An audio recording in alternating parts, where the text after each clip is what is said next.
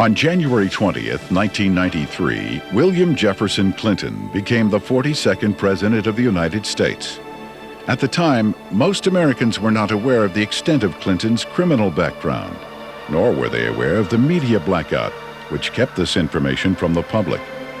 As State Attorney General and later Governor, Bill Clinton in 12 years achieved absolute control over the political, legal, and financial systems of Arkansas.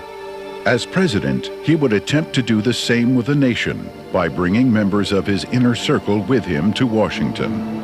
The hijacking of America was underway, and its impact on future generations would be incalculable.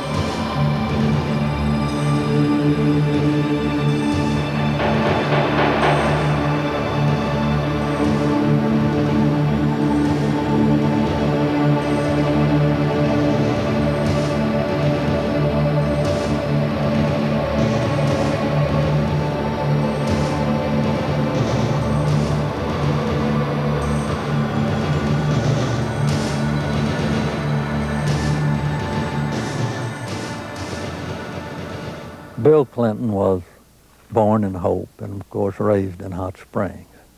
They had open bawdy houses over there at the time, and they had open gambling at the time. But Clinton grew up in that atmosphere, that different atmosphere of Hot Springs. If it felt good, you did it. He was selected to go to the national from Arkansas Boys Day, to be a delegate to the National Boys Day. And while he was there, he was able to meet John Kennedy. And I'm sure that sparked an ambition in this young man. And he apparently has always had an exceptional, keen mind, a keen intellect. And he early, evidently, had tremendous ambition. He was gifted in so many ways. The truth is, he's one of the most charming men that I've ever met in my life. He has more energy than any 10 people I've ever known. He was able to network himself into running for Attorney General virtually unopposed. And then he was able to take that position and catapult himself into the governor's office 2 years later and started building his foundation. When you think about Bill Clinton's aversion to the truth, you wonder if this is because of the lackadaisical moral background that he's had in this area. He lied about Rhodes, being a Rhodes Scholar. He never completed that and still said he was a Rhodes Scholar. He went to Moscow and did business with them against the United States government, and he wasn't challenged by the press about that. In Arkansas, while he was governor, he said he balanced the budget 11 times. He never did it once. Also, he said he didn't raise taxes, and he raised taxes 126 times. He can accommodate any situation that comes up because he's not hemmed in by the truth. I've never felt that Clinton, consciously or unconsciously, was hemmed in with morality. I first met Bill Clinton in the mid to late 70s. He was an up-and-coming politician. There were a group of us, Jim Guy Tucker, Bill Clinton, Sheffield Nelson, and myself. And we kind of ran around and palled around with each other. It was from that point that I did a lot of projects for Bill from a marketing perspective. In 1988, I went to Bill. I said, I need a job to kind of relax, mellow out. Bill Clinton and Betsy Wright, they suggested that I go to work for a place called the Arkansas Development Finance Authority. And they said my talents could really be used there. It was the best kept secret in Arkansas. The fact that I was brought in by Bill Clinton meant that there was something about me that everybody had to be careful with. After about 2 weeks, I went to Wooten Epps, and I said, Wooten, I think I've got enough background on this that we can start marketing it. Now, what is the criteria for loans? He said, whoever Bill wants to get a loan. To go back, though, to that moment in time, I'd been there about a month, and I realized that I was in the epicenter of what I'd always heard about all my life. What most people have heard about is the machine. I was literally working, sitting in the middle of Bill Clinton's political machine. It was where he made payoffs, where he repaid favors to people for campaign support. I was in an interesting seat, and I knew it. We had a board meeting. In that particular board meeting, I was sitting at the end of the table. James Brannion, who was chairman of the board at that time, was sitting at the head of the table. James Brannion stood up in a public restaurant, and he hollered at the Beverly Enterprises guy, Bobby Stevens, and said, "Did you get the $50,000 campaign contribution from the client that you're introducing the loan for?" He said, "Not yet." He said, "Well, then hold up the loan till we get it." I stood up, went up to James, and I said, "James, don't yell stuff like that. You don't need to be yelling it in a restaurant. That sounds real bad." He was just burly and arrogant. He said, "Who cares?" Bill Clinton sold the concept of ADFA to the people of Arkansas as a vehicle for creating jobs and assisting churches and schools. In reality, millions of taxpayer-guaranteed dollars were being channeled to Clinton's election campaigns, to his inner circle of friends, and to his wife Hillary's law firm. This may explain why ADFA had been drafted in such a manner as to keep its decision-making procedures secret. If you needed $1 million, you had to get your application handled by the Rose Law Firm, pay them $50,000. There were 5 other companies in the state of Arkansas that were actually more qualified in bond structuring and applications, but Rose Law Firm got them all. I started checking around, and I kept asking, well, one thing's bothering me, to the comptroller, Bill Wilson, how do people make payments on these loans? He looked at me and said, "They don't." He thought I knew. Well, that blew my mind. And this is about 2 months in, and it was getting tough then. So I started gathering the documents. After everybody left, I would stick around as if I were working on the annual report. That would give me access to all the documents, and I make copies of them all. For about 2 months, I watched accounts accumulate money. At the end of the month, they zero balanced. I didn't understand totally what that meant, but I thought I'd go ahead and steal the records anyway. I did. It was soon after that I met a man named Bill Duncan. Bill Duncan took the zero balance, and he told me what that meant. He said, "You know what that means?" I said, He said, "They're laundering drug money." There were $100 million a month in cocaine coming in and out of Mena, Arkansas. They had a problem. They were doing so much money in cocaine, $100 million.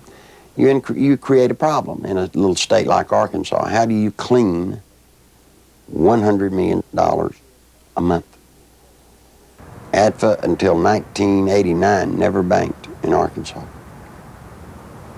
What they would do is they would ship the money down to Florida, a bank in Florida, which later would be connected to BCCI. They would ship money to a bank in Atlanta, Georgia, which, by the way, was later connected to BCCI. They'd ship to Citicorp in New York, which would send the money overseas. And there was an interesting one, a bank in Chicago. That bank, by the way, is partially owned by Dan Rostenkowski. Dan Lassiter would get the bonds. He would become the broker for the bonds. He would transfer money back to ADFA. He never sold a bond. The money then would leave ADFA, go into one of the various banks for the specific bond loan, and they would zero it out. When they zeroed it out, they were giving it back to Lassiter, less their handling fees. During the Lassiter investigation, we had numerous witnesses for the federal grand jury, had extensive testimony. People that was connected with Lassiter and drug use and everything else. His cocaine use become used as a tool for sexual favors and also for business deals that influence people. And that's when Mr. Lassiter became quite flamboyant with his cocaine use, and then ultimately led to his arrest and conviction. Dan Lassiter, who was the best friend of Bill Clinton, who went to jail with Roger Clinton for cocaine. And by the way, let me explain something. He didn't sell cocaine. Nope, they were giving it away. Huge piles of cocaine in his office. Ashtray upon ashtray full at the parties, and they would give it to young girls. That's sick. I mean, they were giving a highly addictive drug to young girls. One particular one comes to mind is a 14-year-old cheerleader out of North Little Rock. She was a virgin, and ultimately he ended up sending her to a physician of his. The physician put her on birth control pills. He used cocaine in order to ultimately she lost her virginity, and she got addicted to cocaine.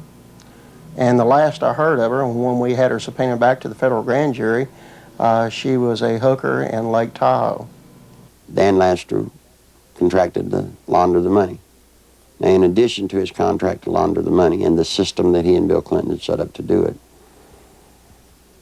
probably what he did is he took advantage of some of the cocaine.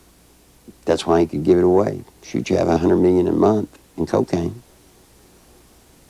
They wouldn't care if you took a bucket full a day. After Lassiter was indicted, I started to receive quite a bit of harassment from my own department, the Arkansas State Police. And I knew the reason behind it because the affiliation with the state police and the governor's office with Dan Lassiter and his business associates. Once he was convicted, he and Roger went to a minimum security prison, a holiday hotel we call them. He spent, I think it was 6 to 8 months, and he got out. Unbeknownst to anybody, Bill Clinton, the day after he got out, granted him a full and complete pardon. So if you think he's tough on crime, think about a man that pardons a man that gives cocaine to kids. Fear of violence is robbing our children of their future. We must take away that fear and give them hope. We must give Alicia and all our children back their childhood. Working together, we can. Do something now. Call 1-800-WE-PREVENT. Your president, the President of the United States, not only was a part of a system that was laundering millions of cocaine dollars, your president signed off on it. He can't deny that he did. You see, because of that, there's one little catch. Every loan that ADFA made, Bill Clinton himself had to sign off on it. More than Bill Clinton, you better identify the people in the loop of the drug running. You better identify the people in the loop for money laundering. And what you'll find there is those people go straight to Washington. Act 1062, if you look at it, it says that ADFA was developed and created to provide low-interest bond loans for churches, schools, colleges. So now look what happened to our legislature. They voted on a bill creating ADFA, thinking that they were getting money to colleges and schools to buy books and so forth. What better way to run thousands of, tens of millions of dollars, launder it, clean it up, and use the cover of a state agency to do it. The first loan made at ADFA was made to Parkometer, a company called Parkometer. Seth Ward was the owner. As I started looking, I found out that the Secretary-Treasurer was Webb Hubbell. Then I found out Webb Hubbell was Seth Ward's son-in-law. Guess who drafted the legislation creating Act 1062, which created the Arkansas Development Finance Authority? Webb Hubbell. Guess who introduced the legislation to our legislators and got it passed through our House? Webb Hubbell. Guess who got the first loan? Webb Hubbell. Imagine this. Guess who did the audit and the evaluation of the application? Rose Law Firm. You guessed it. Who signed it? Webb Hubbell, Hillary Clinton. You see, that's against the law in Arkansas. You can't investigate yourself when the good faith and credit of the state of Arkansas is involved in a bond issue. He broke the law. Good Lord willing, creek don't rise. Mr. Hubbell will be serving some time in the pen for that one. Ironically, Webb Hubbell, a senior partner at the Rose Law Firm, was chairman of the Conflicts of Interest Committee at Rose. In 1988, he successfully advanced the Ethics in Government Act, which required Arkansas legislators to report governmental conflicts of interest. Incredibly, this law specifically exempted Governor Bill Clinton, his appointees, and his relatives. Clinton's appointment of Hubbell to the U.S. Justice Department exemplified the administration's total disregard for legal ethics. Hubbell's hasty resignation in March 1994 for supposed overbilling of Rose clients was merely a ploy to remove Hubbell from the limelight before extensive criminal charges could be brought against him. Let me tell you about Parkometer. The first loan was $2.85 million. Never was a penny of that paid back. It was all a scam. They had, let's say, 100 employees when they started. They got $2.85 million. You know how many employees they had after they got that influx of cash? 100. Didn't increase anything. It's not a new building on the property. They didn't even remodel a bathroom. As the newspaper people started inquiring about the Parkometer loans, what they found was that instead of making parking meters, Parkometer was actually building retrofit nose cone compartments that were being shipped to MENA. We find out that the nose cones were actually being used to smuggle dope back into the country. And what is scary, what's so scary, it's the same cast of characters. Webb Hubbell, the Rose Law Firm, are guilty, I say to you, of conspiring to defraud the state of Arkansas, the federal government, and conspired to solicit the sales and the laundering of money for illegal drugs. This is your president. This is his circle of power. These are the people, when he got elected president, he did not pass go. He took them straight to Washington with him. And by all things holy, I think he was planning to set up and do the same thing in Washington. In 1982, cocaine trafficker Barry Seal set up one of the largest drug smuggling operations in the United States in Mena, Arkansas, under the approving eye of Governor Bill Clinton. Barry Seal had a bunch of planes and supposedly had pilots. Barry Seal was a drug smuggler. Now, he tried to set it up in his home state of Louisiana, but they wouldn't let him. He had to come to a state that had a sleazy governor hooked on cocaine, and everybody knew it. Yeah, Bill Clinton was hooked on cocaine. In 1983, I was made aware that Sheriff Hadaway and one of his auxiliary deputies, Terry Capehart, were investigating a smuggling operation going on at the Mena airport. They had an inside source of information. Mr. Seal, it was our understanding, was the one who had brought the operation into the Mena airport, and that had initiated the beginning of the money laundering and the illegal activity. He said 1983 was his most profitable cocaine smuggling period ever. Said that the airplanes that he had placed at the Mena airport, there were 4 of them, a couple of Senecas and a couple of Panthers, and 1 or 2 stragglers here and there, different airplanes. He said they were purchased solely for the purpose of cocaine smuggling. There was, in my opinion, more than enough evidence to prosecute a number of people for crimes regarding the Barry Seal case at Mena. I snuck around, crawled through the bushes, thinking that I'd really have to hide to see them unloading the dope. Didn't have to. You could walk right up to the airport and they'd unload it right in front of you. They would unload it, they'd offload it. They didn't care. A certain degree of money laundering had taken place among these people that were associated with Barry Seal. What had not been done was to connect the dotted lines to ADFA. Because once you connected the dotted lines to ADFA, you had actually connected the dotted line to Clinton. In addition to the operations at Mina, small clearings in other parts of the state were used as drop points for money and cocaine. They had special cargo doors installed on the side without FAA permission so that these doors could be opened in flight. They'd pull in, slide back, and the cocaine could be dropped out of the side in flight. When you have a public which is aware of an ongoing criminal enterprise, when you have an international cocaine smuggler who is high profile, and a lot of people know that they are operating in a small area. A lot of people knew about the money laundering.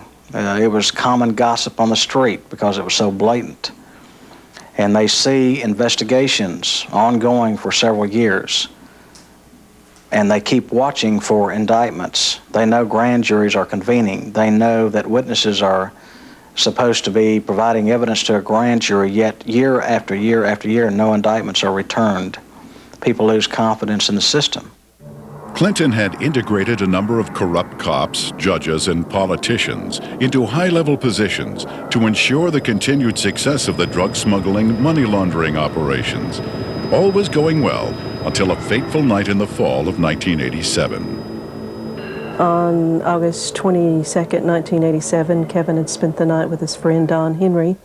They left Don's home around 12:30 or quarter to 1 on the 23rd of August in early morning hours, and the next thing we knew, they had been run over by a train.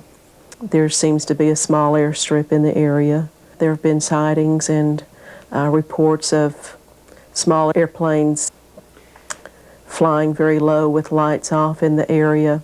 I believe they saw something they shouldn't have seen. 3 weeks later, their deaths were ruled accidental by the state medical examiner, Fahmy Malek, and we disagreed with that ruling because we thought the evidence pointed to homicide.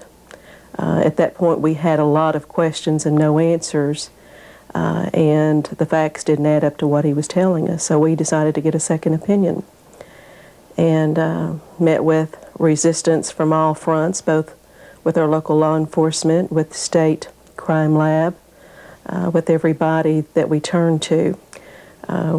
We obtained court orders requesting samples of everything that the crime lab had for a second opinion, and Fahmy Malek resisted court orders. He refused to obey them. Ultimately, it was proven that Don Henry had been stabbed in the back and Kevin Ives' skull had been crushed prior to the placement of their bodies on the railroad tracks. However, Malek stood by his ruling that the boys had simply fallen asleep on the tracks.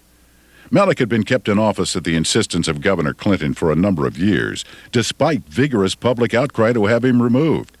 Clinton's mother, Virginia Kelly, an anesthesiologist, had allegedly caused the deaths of 2 patients due to her negligence. She was sued, yet Malek's rulings resulted in her being cleared. Malek had covered up for Bill Clinton's mother, Virginia Kelly, in some deaths there in Hot Springs. I do know that there were some damages that were settled out of court, and Virginia Kelly was forced into retirement. And it appears that perhaps Bill Clinton was protecting Malek on behalf of his mother. As long as Malek's rulings pleased the governor's office or state police, they were left to stand, no matter how implausible. Malek's obvious lack of medical knowledge reached a pinnacle when he ruled that James Milam, who had been decapitated, had died of natural causes. Yet Clinton, who had the power to remove Malek from office, insisted he stay. It didn't seem to matter what Malek did. Clinton protected him. He made excuses such as he's overworked, he's just stressed out, he's underpaid. They gave him a $14,000 raise, which was an insult to my family as well as a lot of others in the state who to this day are struggling with asinine rulings in the deaths of children and other loved ones.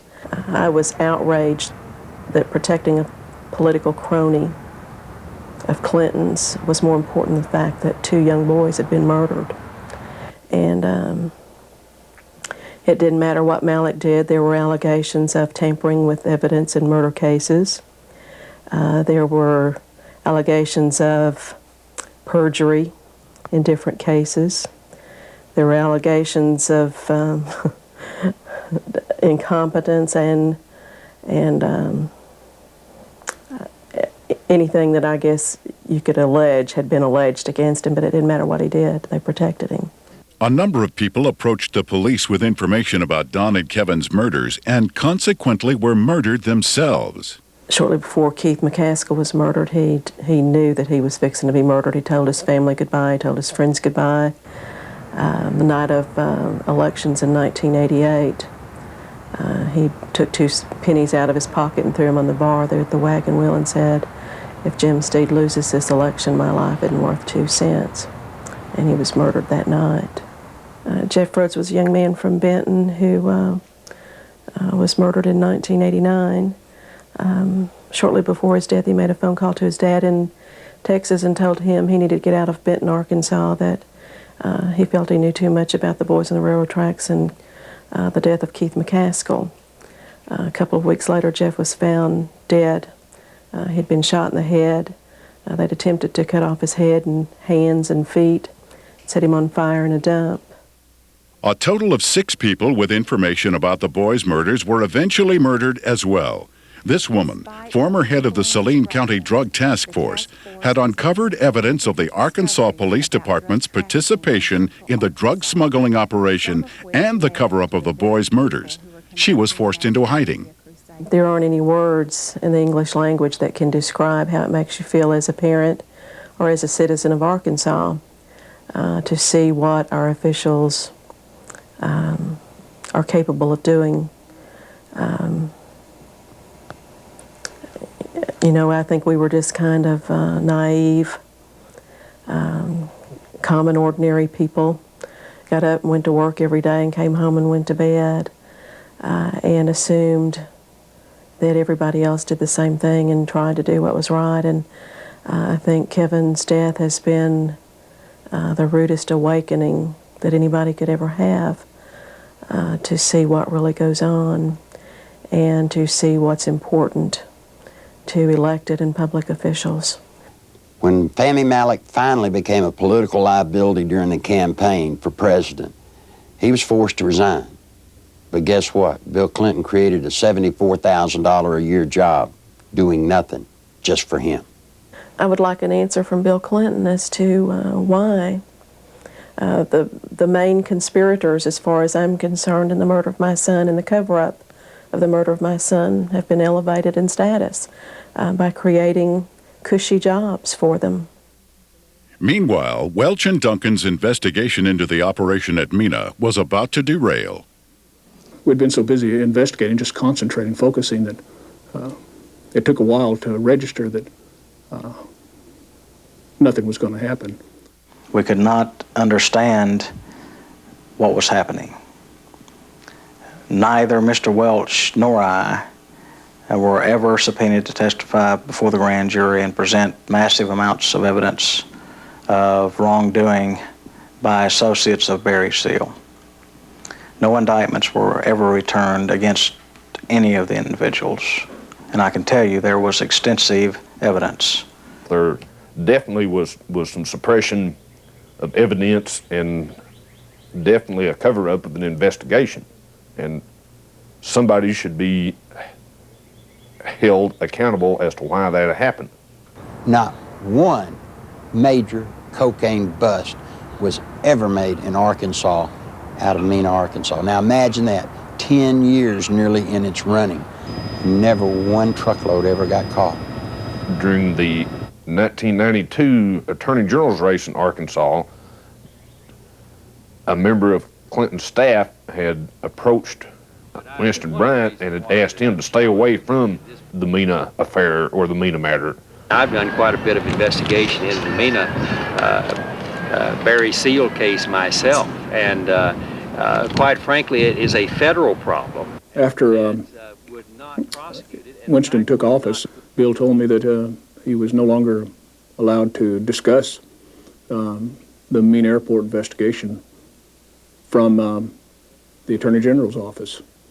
The Attorney General's office is not like most Attorney General's offices across the country. We do not have the authority to convene a grand jury and initiate criminal prosecution.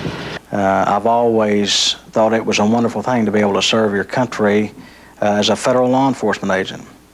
And for 15 years, I did not encounter anything like the corruption which I encountered after the Mena investigations began. President Clinton's verbal commitment to a war on drugs has been negated by his actions. During his first weeks in office, Clinton revoked random drug testing for White House staff members. He eliminated 121 positions at the Office of National Drug Control.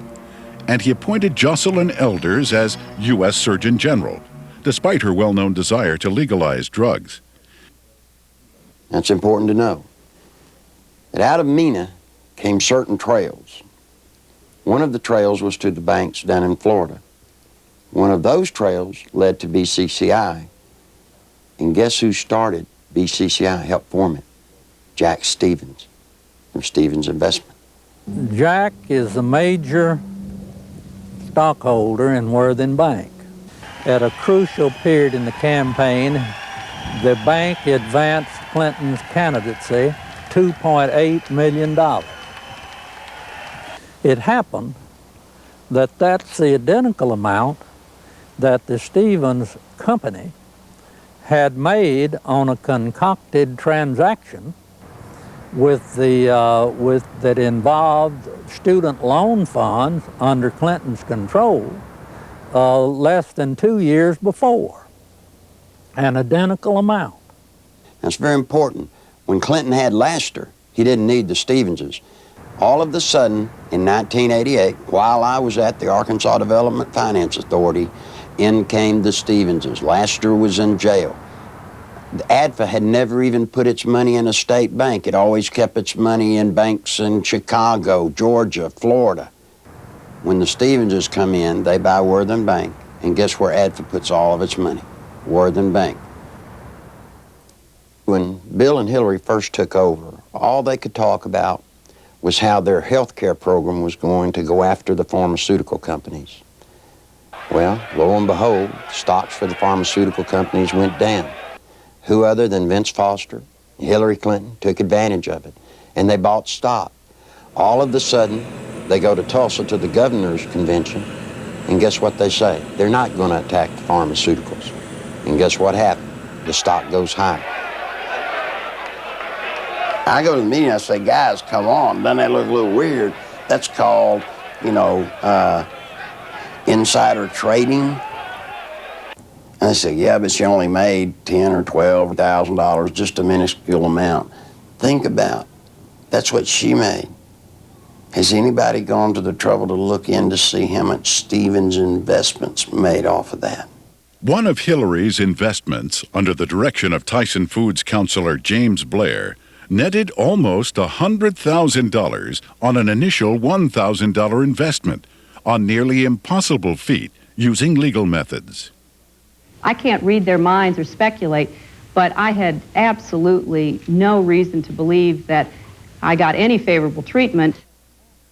Coincidentally, Governor Clinton enacted a number of state regulations allowing Tyson Foods to grow into the largest industry in Arkansas. Don Tyson put in $600,000-$700,000 all told in all of Bill Clinton's campaign. Guess what he got out of it? He got $10 million. Guess from where? The Arkansas Development Finance Authority. And he never paid a dime for it. I had heard rumors of Don Tyson and his alleged cocaine use and distribution. And I went through the intelligence files and come up with enough that I thought was sufficient amount of evidence to launch an investigation on Mr. Tyson simply out of the Arkansas State Police intelligence files has been accumulated for years. Don Tyson was in the middle of the cocaine just like Bill Clinton, just like Dan Laster, just like Roger Clinton, and all the others. So you see, All of this incest and all of this drug running, all of the trafficking of drugs, sending them all over the nation, came out of Little Mena, Arkansas, right under the nose of little Governor Billy Clinton. I went to Bill, and I said, Bill, you've got 2 weeks to tell the truth, or I'm going to tell it. You're breaking the law, and I can't be a part of it. You made a mistake. I'm not one of your buds, or at least I'm not that big a buddy. When Larry Nichols made his disclosures, made them public, the Clinton spin doctors treated him unmercifully. It shocked those of us who had been kept in the dark through the years in Arkansas politics. The Arkansas news media had done little, if anything, to uncover anything derogatory about Bill Clinton. And for these disclosures to come out of the blue was so shocking that the spin doctors attacked the messenger rather than tried to answer the charges that Nichols had made. And they did such an efficient job that it caused me and others to look with less than favor on Larry Nichols as an individual, because all we knew about him was what they were telling and the press was printing. One of the neatest things about Bill Clinton is how he handles the media. You see, Bill Clinton's an attorney, and when a witness comes out against his client, what's the first thing an attorney does? He tries to discredit that witness. They accuse me of everything under the sun, day in, day out. Every week, there was some new scandal in the paper that I was involved in. 6, 8 weeks later, they print a retraction. Wasn't me. But to this day, people in Arkansas think that I'm some evil person. As a result of that, the boy had to pay a high penalty. In his credibility, he had to pay a high penalty in his acceptability. And then when the new evidence came out that supported everything that Larry Nichols had said, he finds himself, I think, probably in the position of knowing that he had been exonerated, but he has not been exonerated in the minds of the people generally, in my view.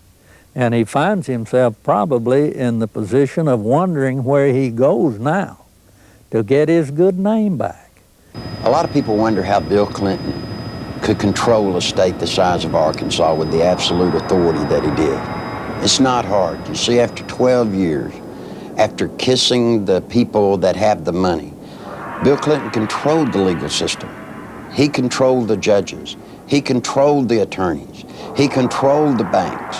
It's just a small state, a one-party state. What tends to happen in small states like that, I think, is the longer the person remains governor, that I think the greater the abuses are. And I think the abuses were very, very widespread under Bill Clinton. One thing that's very difficult for people to understand, Bill Clinton doesn't care about money. He cares about power. All he needed ADFA to do was to channel money to the big players financially. I got tickled when the reporters during the campaign came here. They were looking, trying to find out where Bill Clinton profited. He didn't. He profited by putting money into his friends' pockets. The way they were doing these bond issues and just the whole political atmosphere, quite frankly, was a scandal. But that's the way things had historically been done in Arkansas. But imagine this. Imagine the power this man has in Washington, D.C. Imagine what he can do to this nation if he gets that circle of power going there, as he did here. Nothing I can do, nothing you can do can stop it. Because he'll have the absolute power, and believe me, he will use it to have you investigated, to have you arrested, to have your company audited. No, that's what'll happen when his circle of power is complete. When I worked at ADFA, it was not uncommon for Bob Nash to call me up and say, hey, Nichols, the governor needs about $5,000 transferred to his travel account so he can go see his ladies. And we would at ADFA transfer $5,000 to $10,000 for him to go see his girlfriends in either LA or New York. He'd use so much travel money to go see women out of his regular travel budget, he would even have to borrow money from ADFA, not to mention the fact that ADFA's budget was not quite as scrutinized as the governor's budget. But he literally used money, ADFA money, the people of Arkansas, taxpayers' money, to conduct liaisons. During the 1990 Arkansas gubernatorial race, Larry Nichols, in a last-ditch attempt to alert the public, boldly filed a lawsuit against Bill Clinton. As expected, the lawsuit was eventually quashed, sealed, and illegally dismissed by a Clinton-appointed judge. What Nichols didn't expect was a complete media blackout of the facts he presented. Back in 1990, after all the damage they had done to me, I did something that most people wouldn't do in Arkansas. I sued Bill Clinton. Now, it's very important to note that in that lawsuit, I brought out the names of 5 women. On October the 19th, the only press conference I've ever held in my life was on the Capitol steps of Arkansas. Every news organization in Arkansas, newspaper, TV, radio, were there on the steps. I read the names of the 5 women. I read and talked about ADFA. No one had ever made such a cold, callous statement against Bill Clinton where he named the women. When I got through with the press conference, I went through the center door and I walked out with the camera crews with me, and I walked all the way to the end to the governor's office. And I left the press release right on the governor's secretary's desk. Not one bit of the press release made it into the local TV or the local newspapers anywhere. It didn't show up anywhere. The reason I tell you that is because in those days he had the circle of power complete in Arkansas. Eventually, every allegation stemming from Nichols' 1990 lawsuit and press conference would prove valid regarding Clinton's taxpayer-financed sexual liaisons, his drug usage, and his criminal activities relating to ADFA and Whitewater. Gradually, the women who had carried on adulterous affairs with Clinton began to emerge. The first was Jennifer Flowers, who, like all those close to Clinton, was faced with a decision. Either keep quiet and receive a government job, or go public and face character assassination in the press. Betsy Wright, Clinton's former chief of staff, admitted she had been hired to conduct media smear campaigns against anyone planning to tell the truth about the governor's sexual habits. She was prepared to go after at least 26 women who had the potential of destroying Clinton's chance at the presidency. During the 1992 presidential campaign, I was getting bludgeoned by the media because Jennifer Flowers had come out of my lawsuit. A man called me on the phone on a Monday. His name was Gary Johnson. He was an attorney. He told me that he felt bad because I was being bludgeoned, and he wanted to talk to me about handling my case. Well, I was craving an attorney, any attorney to help me. You know, I saw Larry out there doing battle, so to speak, on his own, and I felt like he needed some help. I met him on a Tuesday. He was a special attorney. I didn't even know it. You see, he lived next door to Jennifer Flowers. For security purposes, Gary Johnson had installed a video camera near the front door of his Quapaw Tower condominium. Looking at someone in front of my door, it got a perfect shot of them in front of Jennifer Flowers' condominium. And it wasn't my intention ever to take pictures of Bill Clinton going in to see Jennifer Flowers. I could care less who Bill Clinton goes to see. But it just so happened she lived next door to me, and I mounted the camera there. Guess what he caught on tape? Bill Clinton walking into Jennifer Flowers' apartment on numerous occasions with a key. I actually saw him go into her condominium. It wasn't that I was standing there looking out my peephole watching Jennifer Flowers' condominium. It had nothing to do with Bill Clinton. It's just that I got the camera. I had the camera before Jennifer Flowers moved in. And when she moved in, she just happened to have some very interesting house guests. Go back to 60 Minutes when Bill and Hillary were loving kisses. They stood up and lied, and Bill said that he'd never been to her apartment, that he had only called her once from the kitchen and from his office. That's an absolute lie, and these tapes proved it. The 60 Minutes interview had been designed specifically to save Clinton's campaign, not necessarily to get to the truth. And they came to us because they were in big trouble in New Hampshire. They were about to lose right there, and they needed some first aid. They needed some bandaging. What they needed was a paramedic. So they came to us, and we did it, and that's what they wanted to do. When I told Tim Russert that I was persona non grata at the White House, he said, "Why?" I said, "The Jennifer Flowers interview." He said, "You got him the nomination." I said, "I know that." As far as I know from the conversations I've had, Bernie Nussbaum knew that, Gergen knows that, Lloyd Cutler certainly knows it because Lloyd had a hand in his coming on there that night. You know, it was strong medicine, the way I edited it. He was a very sick candidate. He needed very strong medicine. And I'm not in the business of doctoring candidates, but he got up out of a sickbed that night and walked to the nomination. And as I said to Mandy, you know, if I'd edited it your way, you know where you'd be today? You'd still be up in New Hampshire looking for the nomination. He became the candidate that night. When the Jennifer Flowers story broke, that story was 100 times more creditable than the story that literally knocked Gary Hart out of the campaign. I had been Jennifer Flowers' neighbor. I knew that Bill Clinton wasn't telling the truth about that. Bill Clinton, I think, would do just about anything to save his political hide. And people are really afraid to speak up about that whole situation with her. But I'm by no means the only one who saw Bill Clinton at Quapaw Tower. I mean, that was an open secret, and that he was seeing Jennifer Flowers. He got threatening phone calls. He asked me, he said, "Will they hurt me?" I said, "Well, they hadn't hurt me." I don't know why I didn't worry more about that. Basically what they said was, you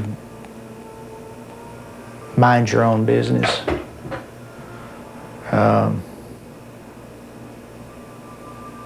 And all it did was made me mad. I never thought in a million years that anybody would follow up on it. We filed the request for the subpoenas on Thursday. Saturday morning, we found Gary Johnson beaten and left for dead. And without getting into gory details, both elbows were dislocated, his collarbones were broken, his spleen and his bladder were ruptured with holes the size of $50 in them. His nose, his sinus cavities were all crushed. He had been beaten by Clinton's people. Were they very large? Yes. Yes, they were. Did they say, "Where's the tape"? Yes, they asked me for the tape. And what's sick is the man gave them the tapes, and then they went and broke his elbows, punctured his spleen, punctured his bladder. They looked like state troopers, I'll say that. Clinton can be a very dangerous individual in the state of Arkansas. In my lawsuit in 1990, I named the lady Sally Perdue as having an affair with Bill Clinton.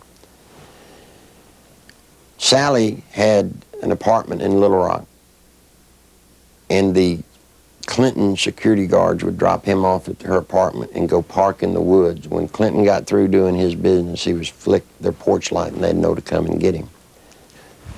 She started coming out, started talking. Well, believe it or not, before she could talk, Clinton's people got to her and offered her a federal job or break her legs whichever one was the best. Sally Perdue, former Miss Arkansas and radio talk show host, carried on a sexual relationship with Governor Clinton between August and December 1983. State troopers in government vehicles were used at taxpayer expense to shuttle Clinton back and forth to Sally's home. Perdue, who today supervises a home for people with Down syndrome, was offered a $60,000 a year federal job to keep quiet. She refused. And you see, that's illegal. You can't offer a federal job to get someone to hush. Following her attempt to go public, Miss Perdue lost her job and started receiving threatening phone calls and letters. Live ammunition was found on the seat of her car, and the rear window of her vehicle was shot out. Even though a number of witnesses have corroborated her story, the American press has refused to print it. During the 1992 presidential campaign, interviews with ABC and NBC, as well as an appearance on the Sally Jesse Raphael show, were taped, but were never aired. She had actually been on the Sally Jesse Raphael show right after the New York primary. Did you know the TV stations around the country blacked out that program and wouldn't show it? In December 1993, former bodyguards of Bill Clinton came forward with detailed information regarding the governor's sexual encounters with a number of women. Larry Patterson and Roger Perry, both veteran Arkansas troopers, boldly spoke on the record. Two other troopers who initially spoke off the record were later identified as Danny Ferguson and Ronnie Anderson. In April 1994, a fifth trooper, L.D. Brown, came forward and corroborated their stories, adding that Clinton's sexual partners numbered over 100 during the period he was employed by the governor. The trooper's official duties included approaching women to obtain their phone numbers for Clinton, driving him to rendezvous points in state vehicles, guarding him during sexual encounters, securing hotel rooms, and lying to Hillary about his whereabouts. Phone logs and other corroborating evidence fully back these reports. During the period when the American Spectator magazine was preparing this story, its offices suffered 3 separate break-ins. They had never before been broken into in their 26-year history. In an attempt to silence the officers, the Clinton administration launched an elaborate counterattack, which included urging Ferguson to change his story and levying false accusations of insurance fraud against Perry and Patterson. When Larry Patterson and Roger Perry came out, Clinton's security guards, they substantiated everything that I'd alleged in the lawsuit. These people were there, they were his bodyguards. But watch what happened. The same thing that happened to me, they planned to do to them. They roasted them in the media. They said they were committing insurance fraud. The evidence of that these state policemen have brought forward relative to Clinton's womanizing is being questioned by the spin doctors as not being credible. Yet it is more credible than the evidence on 90% of the people who are confined now on death row across America. Is this fair?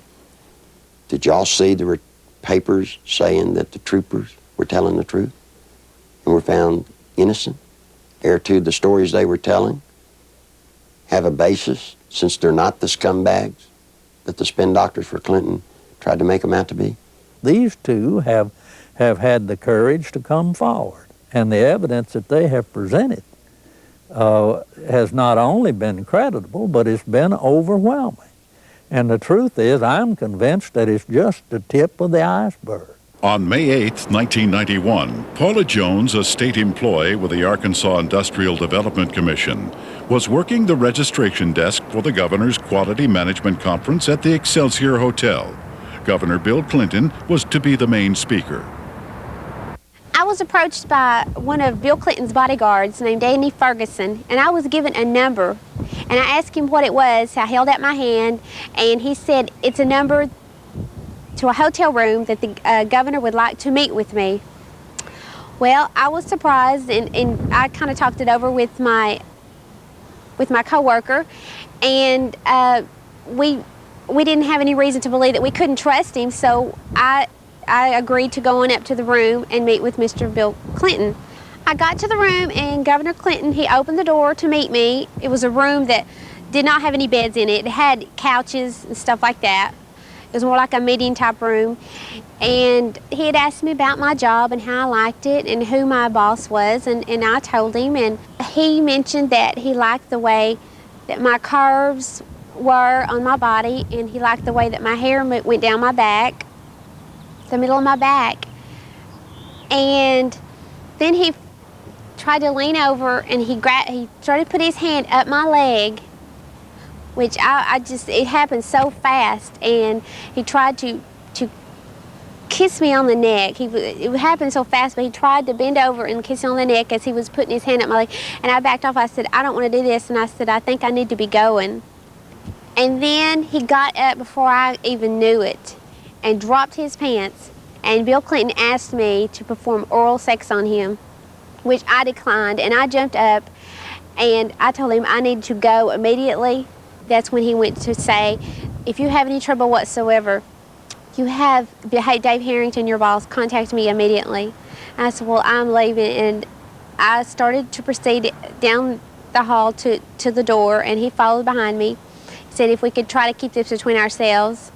And I went down the elevator, went back to my registration desk, and I told Pam the whole story. I can't understand how somebody can take advantage of somebody like that, and then they have the audacity to drop his pants. I mean, you know. I'm not going to dignify this by commenting on it.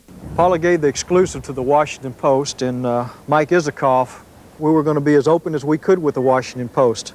And Mike told Paula that as far as he was concerned, that he believed Paula, and that he thought the story should be told. And Mike said they were ready to put the story out, and they were going to go to the editors and present the story to him.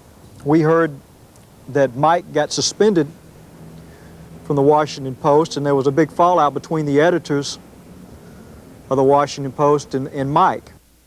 Paula Jones filed a lawsuit against President Clinton, claiming sexual harassment. The same day, a massive media smear campaign against Paula Jones was launched. Think about a man that has no more regard for women than Bill Clinton does. They're just sex things. I don't understand the feminist movement being behind Bill Clinton. He hangs women on his wall like trophies. A number of women who have had sexual relationships with Bill Clinton have allegedly been given major career boosts in exchange for silence. Beth Colson received a judicial appointment to the Arkansas Court of Appeals from Clinton. Regina Blakely landed a job with CBS National in Washington covering the White House. Likewise, Deborah Mathis secured a lucrative job with the White House Press Corps. Susan Whitaker was made the liaison between the Arkansas State Capitol and the White House. Elizabeth Ward obtained a position with the Clintons' close friends, Hollywood producers Harry Thomason and Linda Bloodworth Thomason. And Joe Jenkins was given a high-level position with AP&L.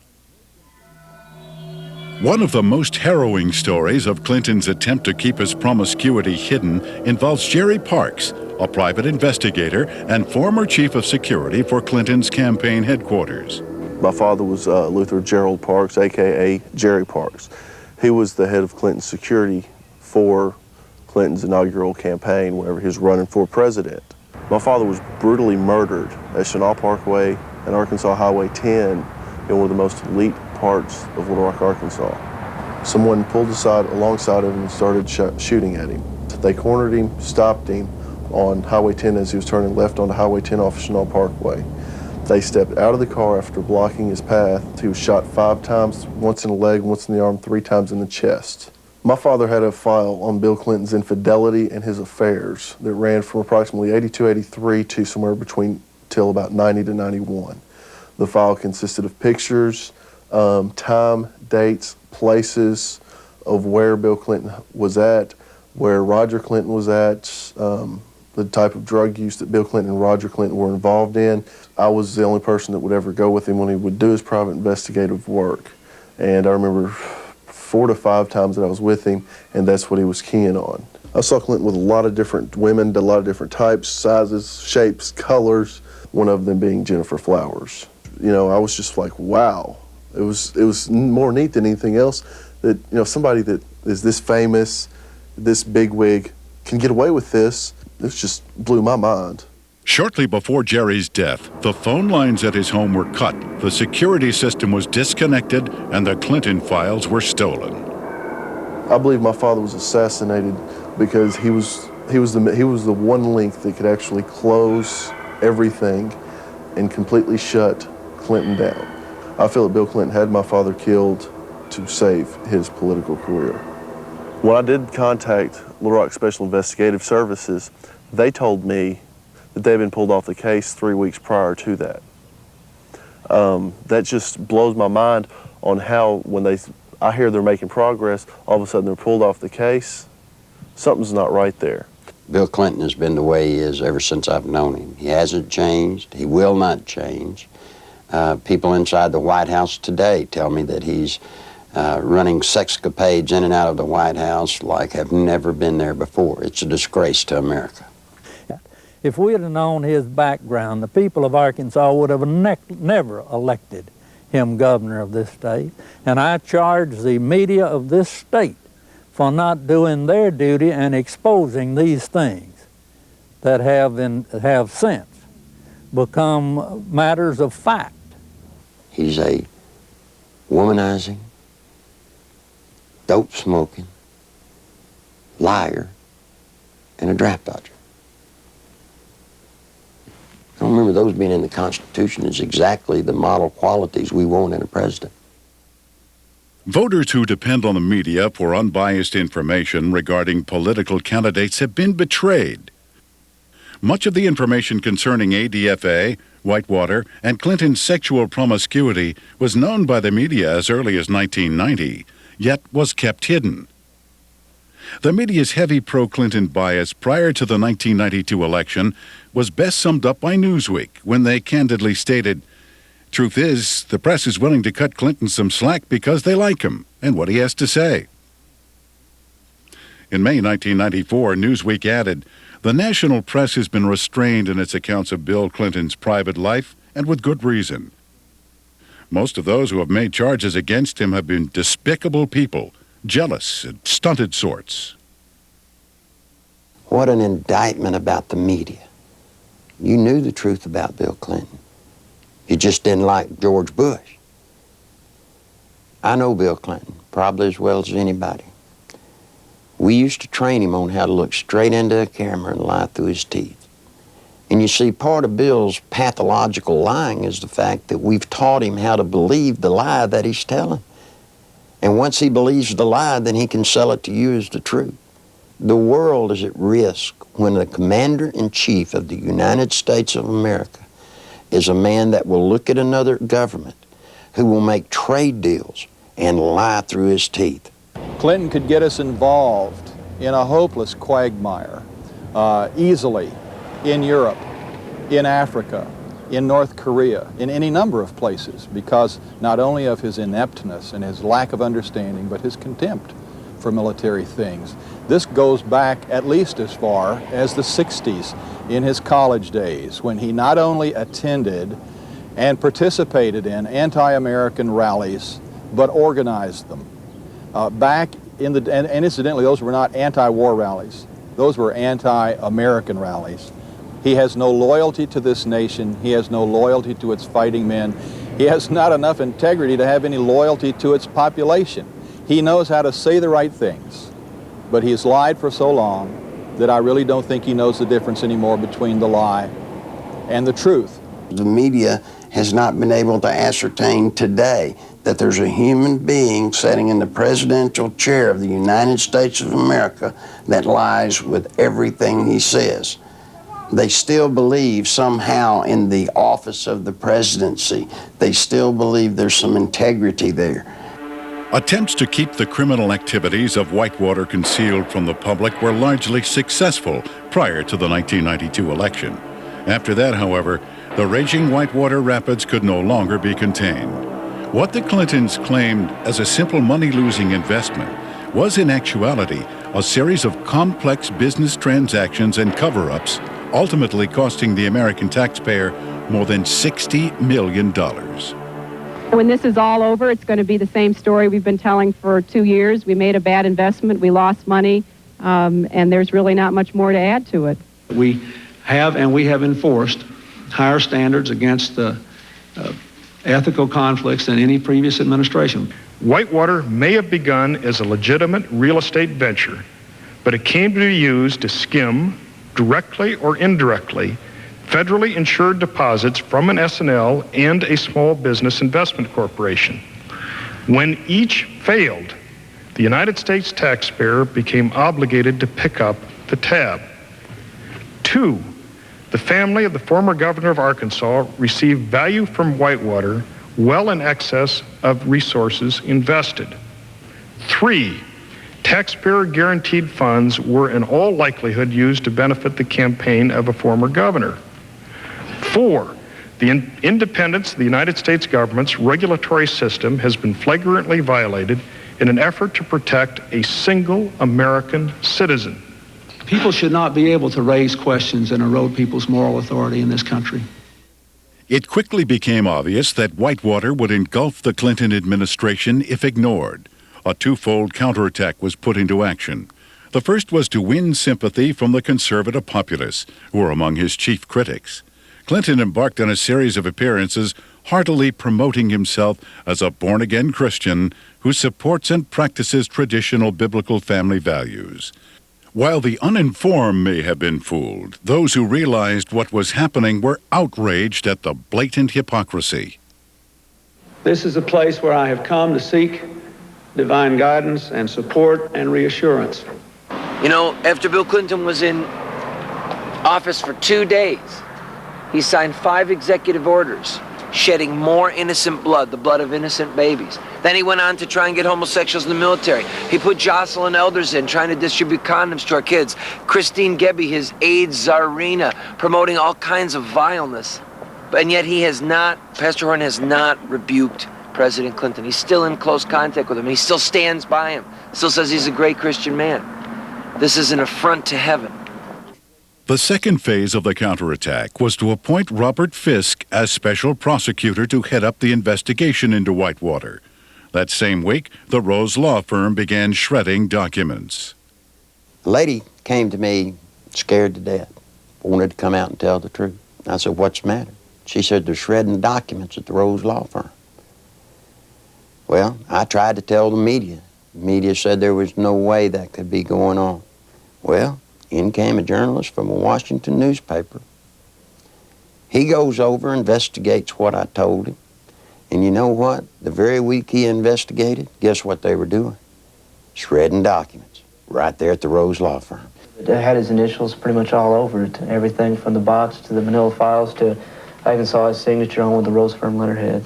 You see, all of the Whitewater documents, they're getting rid of.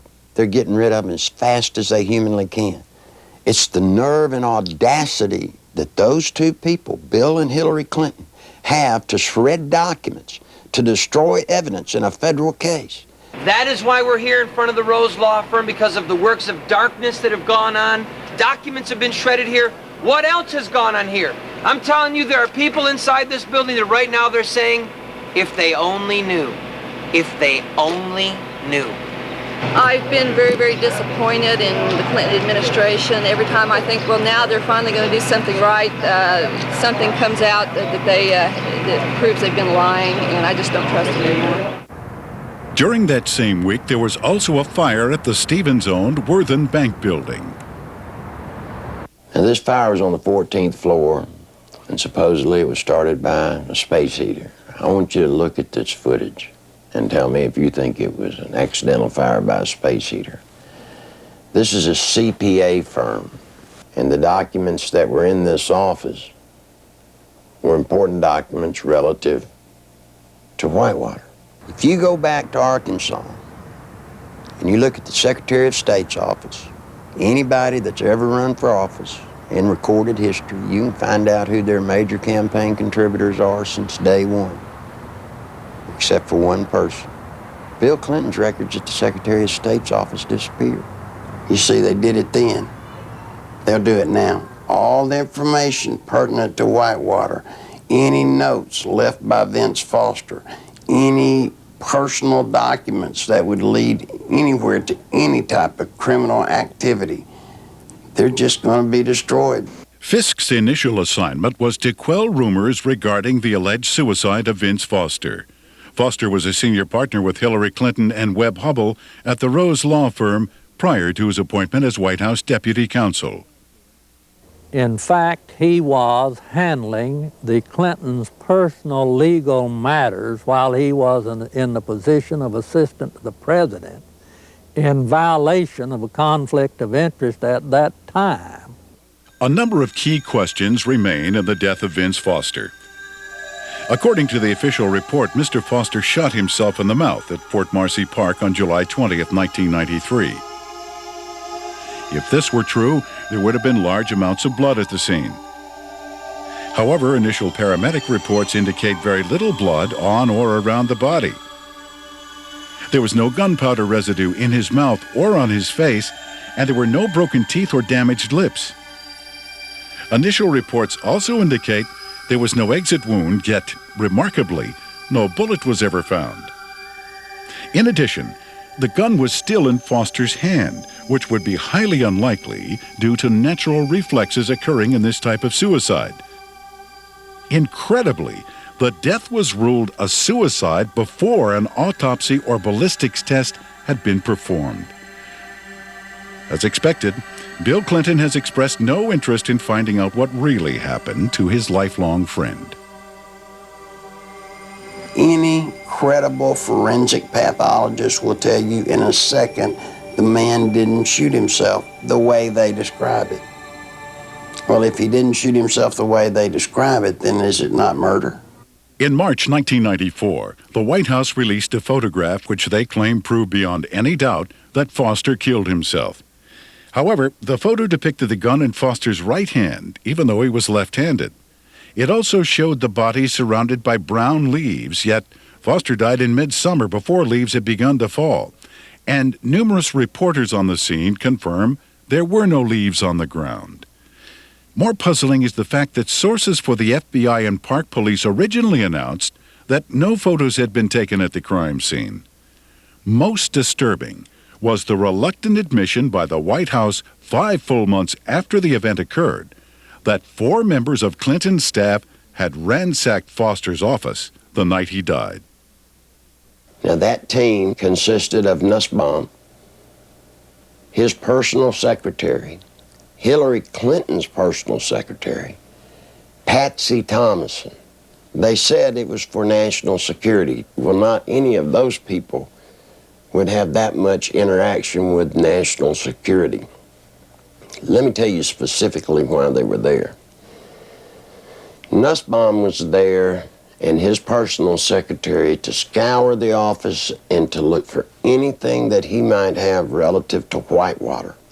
Why on earth would Hillary's personal secretary be there? I mean, that makes no sense. What would she have to do with national security? She was there for one reason, and that was to check and see if there were any love notes or personal notes to Hillary from Vince. Patsy Thomason was the top aide for Dan Laster when he was running his company and doing all the dope.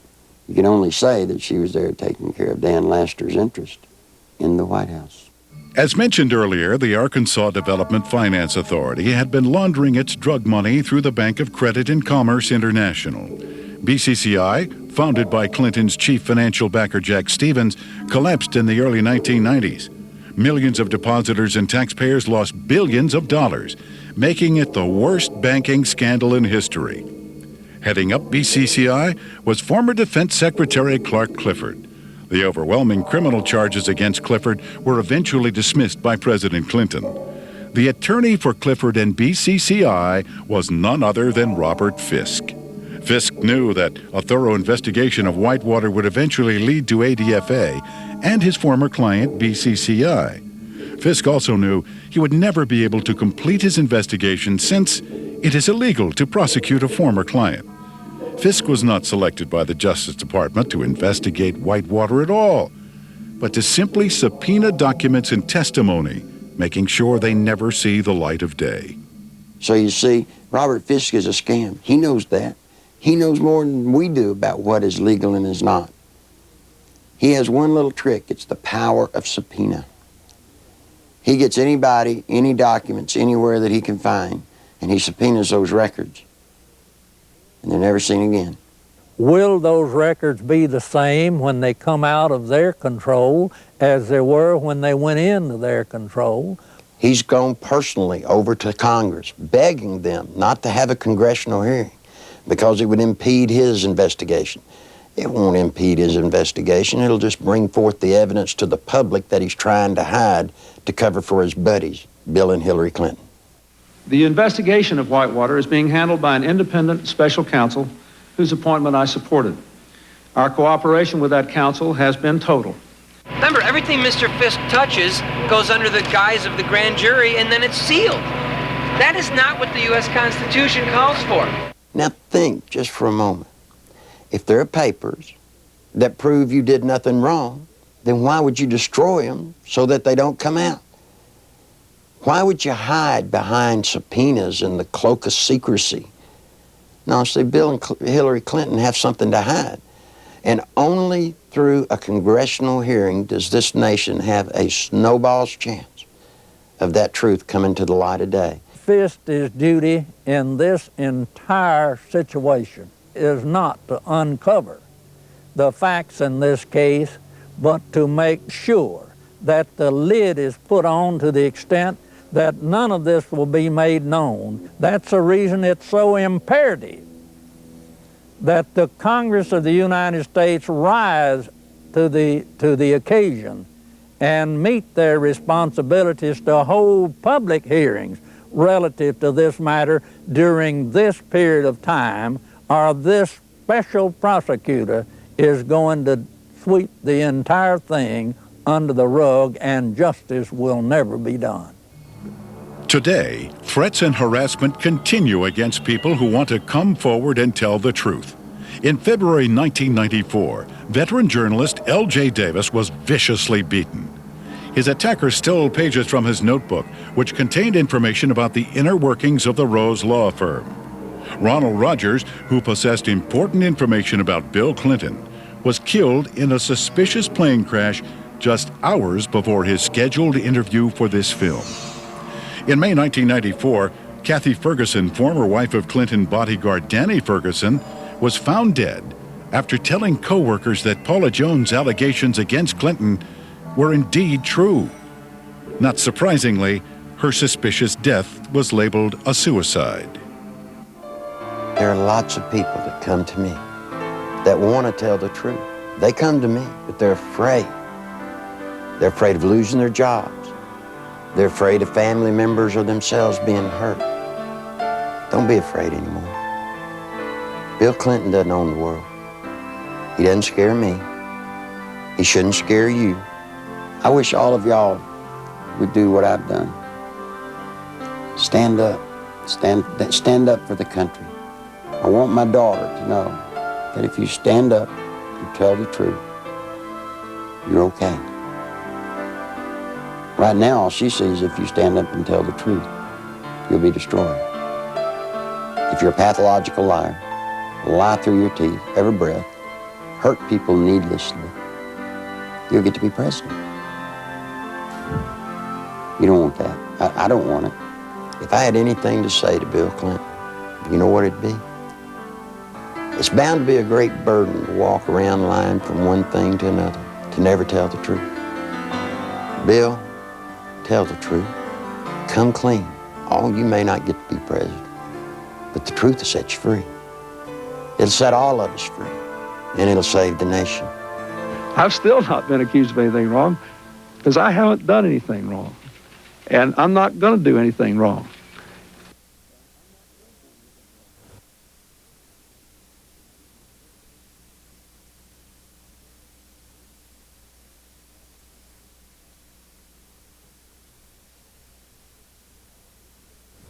The one office that all of us universally look up to, irrespective of what party or political philosophy we espouse, is the presidency of the United States. Since the election of Bill Clinton in 1992, we Americans, with sadness, have learned week after week to have different stories come out from around the country pointing up the reality that we have in the White House today a draft-dodging womanizer who is a pathological liar. It's a very dangerous thing for America and a dangerous thing for the world.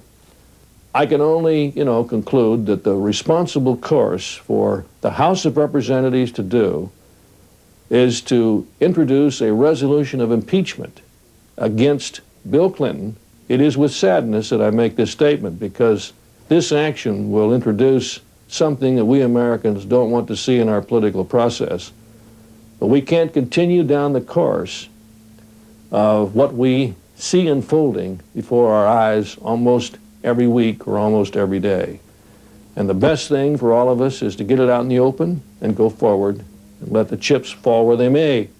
Under our Constitution, the House introduces a resolution of impeachment, and the U.S. Senate is a place where a trial takes place. And I think for the good of the country, for the good of the peace and tranquility of the Western world, this is a course that Congress should take.